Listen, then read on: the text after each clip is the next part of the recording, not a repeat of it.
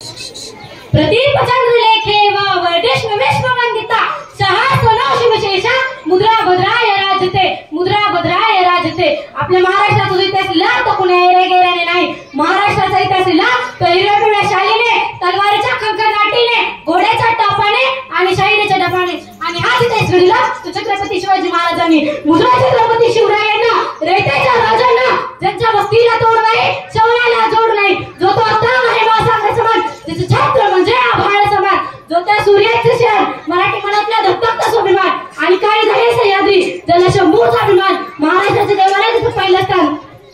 असे ते प्रदीपचंद्र प्रौढ प्रताप पुरंदर क्षत्रिय कुलावतंस सिंहासनाधीश्वर महाराज धीराज श्रीमंत श्री श्री श्री छत्रपती शिवाजी महाराजांचा, छत्रपती शिवाजी महाराजांचा। बंदुकीच्या जोरावर आणि हट्टाच्या धाकावर, अहो बंदुकीच्या जोरावर आणि हट्टाच्या धाकावर अनेक माणसांना वाघाप्रमाणे जगायला शिकवणारी माणसं पाहिली, परंतु बंदुकीच्या जोराशिवाय आणि हट्टाच्या धाकाशिवाय, बंदुकीच्या जोराशिवाय आणि हट्टाच्या धाकाशिवाय मी इतिहास माणसांना वाघाप्रमाणे जगायला शिकवणार एकच भाग पाहिला, ते म्हणजे छत्रपती शिवाजी महाराज, ते म्हणजे छत्रपती शिवाजी महाराज। आज आपण ज्या महाराष्ट्रात जातो ना, तो महाराष्ट्र म्हणजे काय, तो महाराष्ट्र म्हणजे शिवरायांचा विचार, तो महाराष्ट्र म्हणजे जिजाऊचा संस्कार, तो महाराष्ट्र म्हणजे शंभूच्या पराक्रमाचा साक्षीदार म्हणजे महाराष्ट्र, कष्टकरी शेतकऱ्यांचा, दिलदलितांचा, 105 हुतात्म्यांच्या बलिदानाचा आणि त्या दिल्लीच्या तख्ताला घाव फोडणाऱ्या जिगरबाज मर्द मावळ्याचा हा महाराष्ट्र, जिगरबाज मर्द मावळ्याचा हा महाराष्ट्र। आणि याच महाराष्ट्राच्या मातीत 19 फेब्रुवारी 1630 रोजी एका रत्नाचा जन्म झाला, ते म्हणजे छत्रपती शिवाजी महाराज, ते म्हणजे छत्रपती शिवाजी महाराज। छत्रपती शिवाजी महाराजांनी आपल्या त्यांच्या दूरदृष्टिकोनाने भारताचा इतिहास सुवर्णाक्षरांनी लिहिला, भारताचा इतिहास सुवर्णाक्षरांनी लिहिला। त्यांच्या ऐकलेली प्रत्येक गोष्ट ही आपल्या मनापासून भरलेली असते। आणि असाच एक प्रसंग मला तुम्हाला सांगावंसं वाटतं। एकदा छत्रपती शिवाजी महाराज कर्नाटकाच्या वरवेरून महाराष्ट्रात परत येत होते, तेव्हा तिथे बेलवाडे नावाचे एक गाव होतं, त्या गावात एक किल्ला होता, मल्लमाद देसाई नावाची ठाणेदारी तो किल्ला चालवत होते। दादोजींना वाटले की जाता जाता हा गड घेऊन जावा, म्हणून दादोजींनी थोडक्यात कसाईला गाव केले आणि ते मल्लमावर चाल करून गेले, परंतु मल्लमाईची काठीची आणि जिद्दीची तिने मावळ्याचा प्रहार केला, मल्लमाईची काठीची आणि जिद्दीची तिने मावळ्याचा प्रहार केला, परंतु दादोजींना वाटले की एका स्त्रीच्या हाती मावळ्याचा पराभव होणे शक्य नाही, म्हणून दादोजींनी अनेक सैन्य गोळा केले आणि ते पुन्हा मल्लमावर चाल करून गेले, परंतु येथे मल्लमाचा पराभव झाला। दादोजींना वाटले तिला कैद करून छत्रपती शिवाजी महाराजांच्या दरबारात उभे करायचे, तेव्हा तिला कैद करत असताना ती आत गेली आणि आपल्या तान्या बाळाला घेऊन बाहेर आली।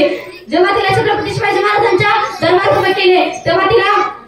वाटले की जसं आता प्रत्येक राजा आपल्या गुन्हेगाराला शिक्षा करतात ना, तसं हेही राजा मला शिक्षा करतील, मला आणि माझ्या बाळाला मारून टाकतील। परंतु छत्रपती शिवाजी महाराजांपुढे गेली आणि नतमस्तक झाली आणि म्हणाली, राजा जी काय शिक्षा द्यायची आहे ती तुम्ही मला द्या, यात माझ्या बाळाचा काहीही दोष नाही। परंतु छत्रपती शिवाजी महाराजांनी स्मित हास्य केले आणि चिटणीसाला इशारा दिला, चिटणीस आत गेला, दुधाची वाटी घेऊन बाहेर आला।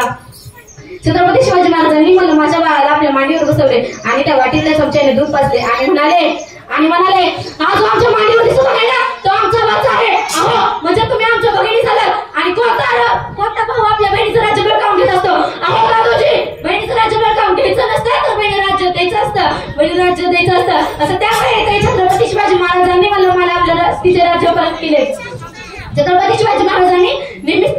नेहमी त्यांच्या आयुष्यात स्त्रियांचा आदर केला, त्यांना सन्मान दिला, म्हणून मला म्हणून असं वाटतं जी स्त्री मला ऐकत आहे ना, मला तिला एवढं सांगणं आहे की अगं स्त्री ही वाघिणीसारखी असावी, स्त्री ही वाघिणीसारखी असावी। अप्सरा तर काय पेन्सिल पण नसते, मला शिवाशिवाय किंमत नाही, शंभूशिवाय किंमत नाही, शिवाशिवाय किंमत नाही, शंभूशिवाय हिंमत नाही, भगव्याशिवाय नमत नाही, शिवराय सोडून मी कोणापुढे झुकत नाही, शिवराय सोडून मी कोणापुढे झुकत नाही। आताच एक अलीकडच्या 5 वर्षापूर्वीचा एक प्रसंग आहे। इटलीचे पंतप्रधान जेव्हा भारत फिरण्यासाठी आले होते ना, तेव्हा त्यांना काही गाईड्सने विचारले की तुम्हाला प्रेमाचं प्रतीक असलेला ताजमहाल बघायचा आहे की सोन्याचं प्रतीक असलेला गोल्डन टेम्पल बघायचं आहे। तेव्हा इटलीचे पंतप्रधान म्हणाले मला प्रेमाचं प्रतीक असलेला ताजमहालही नको आणि सोन्याचं प्रतीक असलेला गोल्डन टेम्पलही नको, मला माझ्या राज्यात ज्या राजाचा इतिहास शिकवला जातो मला त्या राजाचा रायगड बघायचा आहे, मला त्या राजाचा रायगड बघायचा आहे। आणि तेव्हा काही गाईड्स घेऊन रायगडावर गेले। यातून मला एवढं सांगावं वाटतं की जगाच्या पाठीवर तुम्ही कुठे गेलात ना, जगाच्या पाठीवर तुम्ही कुठे गेलात ना, त्यात ठोकून सांगा अभिमानाने की मरवाला तुम्हाला कोणी विचारलं की तुम्ही कुठून आला तर छातीत टोकून अभिमानाने सांगा की मरणालाही लाजवलं आणि मरणालाही जगायला शिकवलं असे त्या छत्रपती संभाजी आणि छत्रपती शिवाजी महाराजांच्या राज्यात नाव असे त्या छत्रपती शिवाजी आणि छत्रपती संभाजी महाराजांच्या राज्यात नाव मला एवढंच मला असं वाटतं की ज्या मातीत जन्मले त्या मातीचा रंग सावळा आहे ज्या मातीत जन्मले त्या मातीचा रंग सावळा आहे मावळा आहे मी शुभाचा मावळा आहे मावळा आहे मी शुभाचा मावळा आहे देवाकडे एक फूल मागितलं की देवाने अख्खी बागच दिली देवाकडे एक फूल मागितलं की देवाने अख्खी बागच दिली देवाकडे राहण्यासाठी घर मागितलं की देवाने अख्खा राजवाडा दिला देवाकडे पिण्यासाठी पाणी मागितलं की देवाने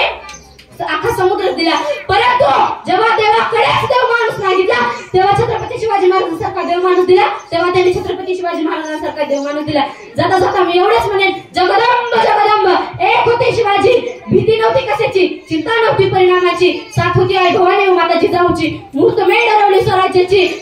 त्यांची जात मत मराठ्याची देशात लहर आणली भगव्याची